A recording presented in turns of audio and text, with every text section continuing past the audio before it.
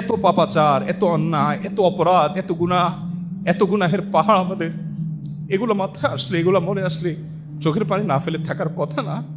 আমরা আল্লাহর কাছে, আল্লাহর ভয়ে রমাদান মাসের মতো অফার পাওয়ার পরেও চোখের পানি ফেলে আল্লাহর কাছে কাঁদার সুযোগ হয় না। এর সবচেয়ে বড় কারণ হলো আমরা আমাদের নিজেদের অবস্থান সম্পর্কে ওয়াকিফাল না। আমরা জানি না যে আমরা নিজেরা কত বড় পাপিষ্ঠ, কত অপরাধ হয়ে আছে, কত মামলার আসামি হয়ে আছি। আল্লাহর কাঠগড়ায় আমার বিরুদ্ধে কত শত, কত সহস্র মামলা জানিয়ে উঠবে। সেদিন কোনো রক্ষাকারী কেউ থাকবে না।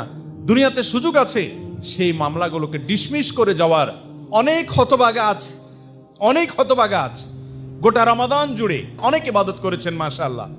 গোটা রমাদানে একটিবারের জন্য মালিকের কাছে নিজের গুনাহের জন্য আল্লাহর ভয়ে সন্ত্রস্ত হয়ে চোখের পানি ফেলেছেন, অথবা আল্লাহর নেয়ামত পাওয়ার আশা, আল্লাহর মহাব্বতে একটু চোখের পানি ফেলেছেন, এরকম মানুষের সংখ্যা আমাদের সমাজে একেবারেই কম।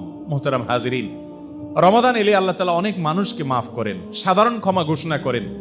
আল্লাহর এই মাফ পাওয়ার জন্য অ্যাপ্লিকেশনটা তো করতে হবে, দরখাস্তটা তো অন্তত যথাযথ নিয়মে করতে হবে।